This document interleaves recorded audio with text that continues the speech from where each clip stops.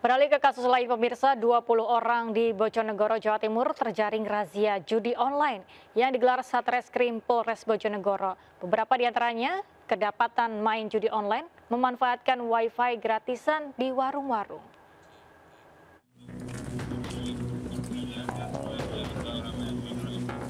Dua puluh orang ini diamankan Satreskrim Polres Bojonegoro gara-gara judi online. Mereka ditangkap saat kedapatan main judi online di warung yang ada di 8 lokasi dengan memanfaatkan wifi gratis. 20 orang ini terjaring razia judi yang digelar mulai 31 Oktober hingga 10 November. Aktivitas judi online kian diperketat ruang geraknya. Sering kalah atau sering menang? Deposit kalah. Sering kalah atau sering menang? Kalah. Kalah. Kenapa masih dilanjutkan? Sekali Pak Gibran yang oleh sore kumpul mau. Pekerjaan apa Pak? Tani. Tani. Awal-awal ikut itu mulai dari mana? Ya, pencut kemarin itu di warung. Pincut. Mendapatkan berhasil mengamankan 20 orang pelaku judi online dengan permainannya yaitu judi pragmatik dan judi togel. Dan barang bukti yang disita yaitu 20 handphone berbagai merek beserta perputaran uang sejumlah setelah dihitung oleh Kasat Reskrim dan jajaran sejumlah kurang lebih 60 juta rupiah. Para pelaku dijerat dengan Undang-Undang Nomor 11 Tahun 2008 tentang Informasi dan Transaksi Elektronik dan Pasal 3030 KUHP. Mereka terancam hukuman 10 tahun penjara.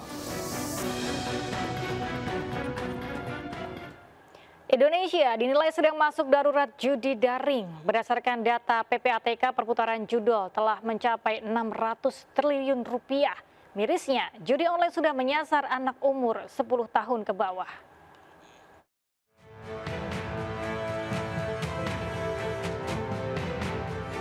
Belakangan ini maraknya pengungkapan kasus judi online oleh aparat penegak hukum membuat Indonesia masuk dalam darurat dalam kasus judi daring. Terkait hal ini, fraksi Partai Golkar DPR RI menyoroti permasalahan tersebut lantaran setidaknya lebih dari 4 juta orang di Indonesia terdeteksi melakukan judi online. Berdasarkan data PPATK yang dihimpun oleh pihaknya, perputaran judi online telah mencapai 600 triliun rupiah yang turut menyasar anak dengan rentang umur 10 tahun ke bawah. Wakil Ketua Komisi 1 DPR RI Dev Laksono menjelaskan, Indonesia mengalami kerugian akibat judol mencapai ratusan triliun rupiah, sehingga harus dikendalikan dan diatasi secepatnya. Kita amat menikmati banyaknya progres yang kita dapatkan dan kemudahan dari digitalisasi, akan tetapi ada satu dampak yang negatif, yaitu adalah judi online.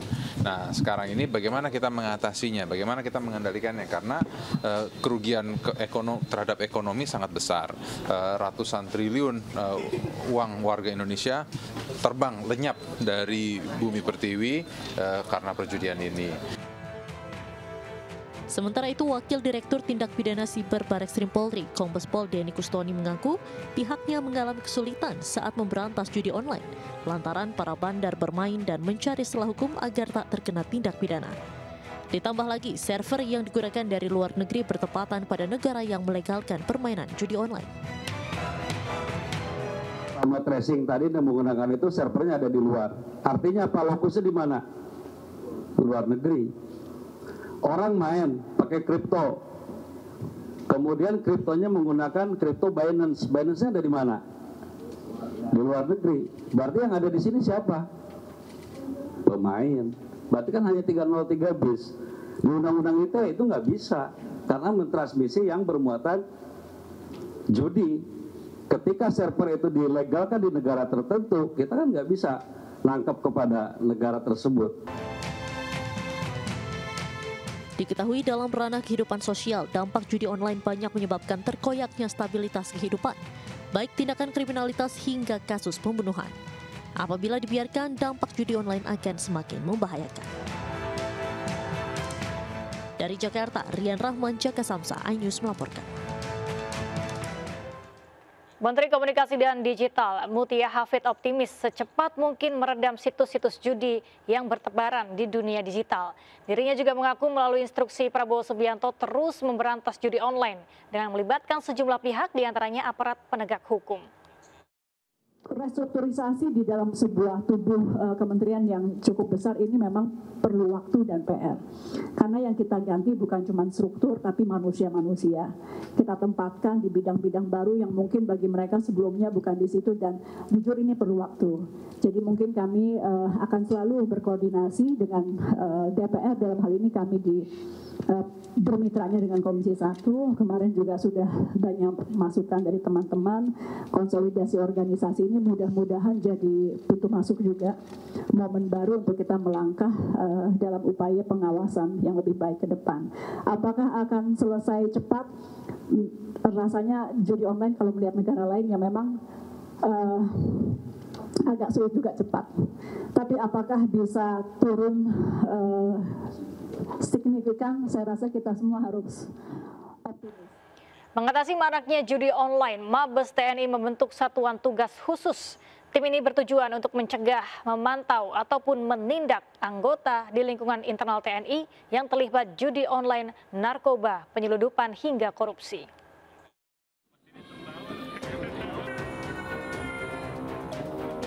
Markas Besar TNI telah mengambil langkah strategis membentuk satuan tugas khusus untuk mengatasi berbagai isu kejahatan yang saat ini menjadi perhatian utama, seperti judi online, narkoba, penyelundupan, dan korupsi di kalangan internal TNI. Satgas tersebut dipimpin langsung oleh Inspektorat Jenderal TNI, Letjen TNI Muhammad Saleh Mustafa, dan dibagi menjadi 4 subsatgas sesuai bidang kejahatan yang akan ditangani. Mabes TNI sudah membentuk satuan tugas dalam rangka pencegahan, pemantauan, dan penindakan pelanggaran prajurit, meliputi pelanggaran judi online, narkoba, penyelundupan, dan korupsi. Organisasi ini dipimpin oleh Irjen TNI dan wakilnya dari Wakabais TNI. Kemudian saya Wairjen selaku sekretaris dilengkapi dengan tim hukum dan tim penerangan. Ada 4 subsatgas yang kita bentuk. Yang pertama subsatgas judi online, nanti akan dipimpin oleh Dansat Cyber TNI. Kemudian dan subsatgas narkoba nanti akan dipimpin oleh Dan Puspom TNI.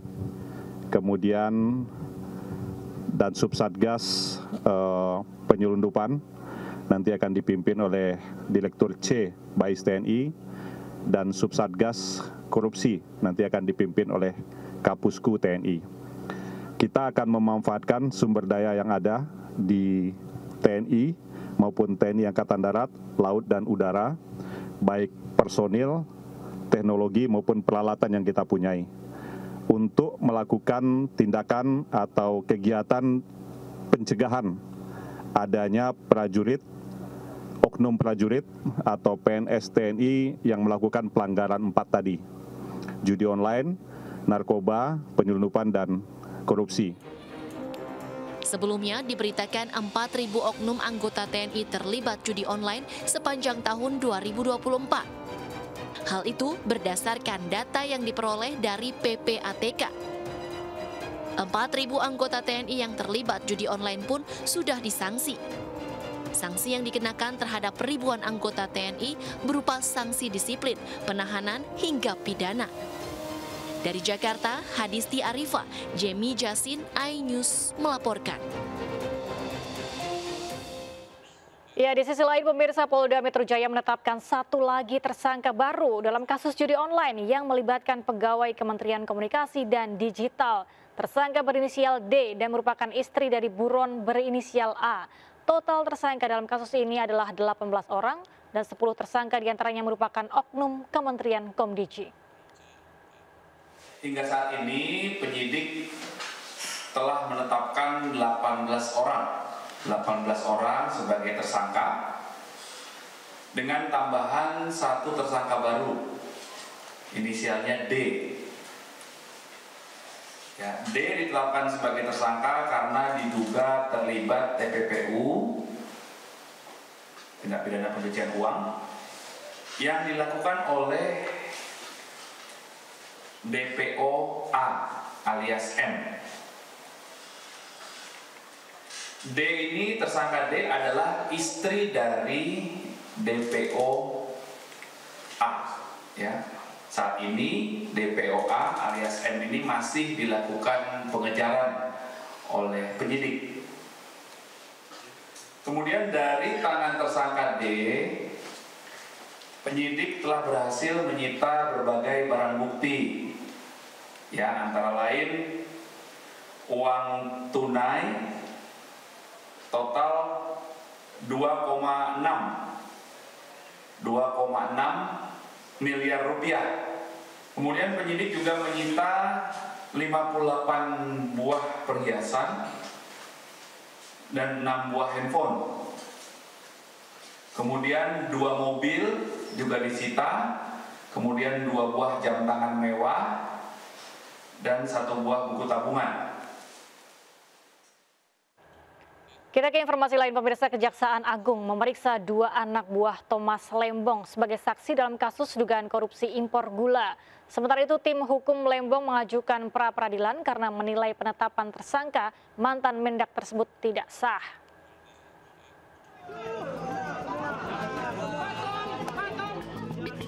Kejaksaan Agung memeriksa 2 orang saksi dalam kasus dugaan korupsi impor gula dengan tersangka mantan Menteri Perdagangan Thomas Lembong.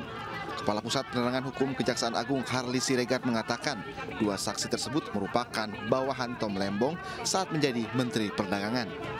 Namun demikian, Kapus Penkum enggan menyebut materi pemeriksaan secara detail. Peran-peran beliau, ya kan, dia kan sebagai saksi. Kalau saksi itu apa? Apa yang dia rasakan, apa yang dia lihat, apa yang dia ketahui tentang peristiwa ini, ya kan? Itulah peran saksi. Berarti bagiannya sebagai pekerjaan di bidang ya, sebagai kementerian. Sebelumnya, Kejaksaan Agung menetapkan mantan Menteri Perdagangan Thomas Lembong sebagai tersangka dalam kasus korupsi penyalahgunaan wewenang impor gula. Selain Thomas Lembong, Kejagung juga menetapkan tersangka lain berinisial DS yang merupakan Direktur Pengembangan Bisnis PT PPI. Atas penetapan tersangka ini, tim kuasa hukum Tom Lembong mengajukan pra-peradilan dan telah mendaftarkannya ke Pengadilan Negeri Jakarta Selatan. Tim kuasa hukum menilai penetapan tersangka Lembong tidak sah karena menilai penyidik Kejaksaan Agung tidak memiliki alat bukti yang cukup dan tidak memperlihatkannya ke publik. Tim Liputan iNews melaporkan.